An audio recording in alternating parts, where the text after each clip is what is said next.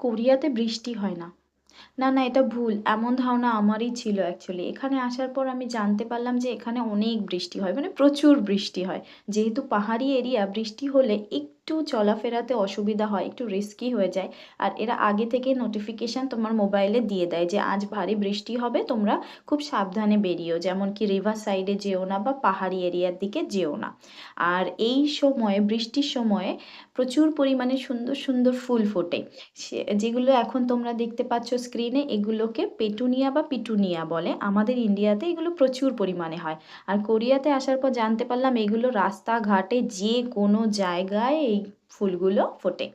আর এই যে সামনে সিনটা দেখতে পাচ্ছ, এটা অ্যাকচুয়ালি একটা নদীর ওপরে পুল বানানো হয়েছে। এই যে দেখেই নাও, সাইডে নিচেটায় জল রয়েছে, ওপরে এই ওভারব্রিজটা রয়েছে। এই ব্রিজটার ওপর দিয়ে হাতলের পোর্শনটাতে ডিজাইন করে ফুলগুলো টবে লাগানো হয়েছে। কতই সুন্দর না?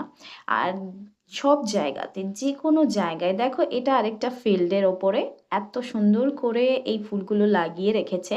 দেখতে খুব সুন্দর লাগছে।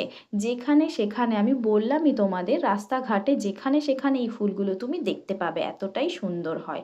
আর সামনেই দেখতে পাচ্ছ একটা সিনারি। এই যে যেটা তুমি দেখবে এখন বাঁদিকে আসছে, ছোট্ট একটা পাহাড়ের গায়ে সুন্দর সুন্দর ফুল গাছের চারা লাগানো হয়েছে, আর সুন্দর সুন্দর পাতাওয়ালা গাছ লাগানো হয়েছে। এত সুন্দর দেখতে লাগছে সিনারিটা, দূর থেকে আরো বেশি সুন্দর লাগে। অ্যাকচুয়ালি এটা এমন কিছু দামি আহামরি কিছু নয়, এটা অ্যাকচুয়ালি একটা সাধারণ পাতি জায়গা।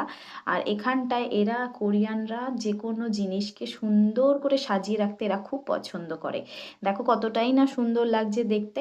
এটা একটা জাস্ট রাস্তার পাশের একটা জায়গা। এখানে বসার জায়গাও দিয়েছে তোমাকে, বেঞ্চ, তুমি চাইলে বসতেও পারবে। আর এই দুই ভদ্রলোক এনরা বসে আছেন। এনরা যদি তোমার উপর নজরদারি করছে, যদি তুমি কোনো ভুল করো তাহলে তোমাকে ধরার জন্য বসে রয়েছে। আমি অ্যাকচুয়ালি গেছিলাম একটা কাজে, সেখান থেকে ঘরে ফিরছিলাম। বৃষ্টি অনবরত হচ্ছিল, তাই আমাকে ছাতা নিয়ে বেরোতে হয়েছিল।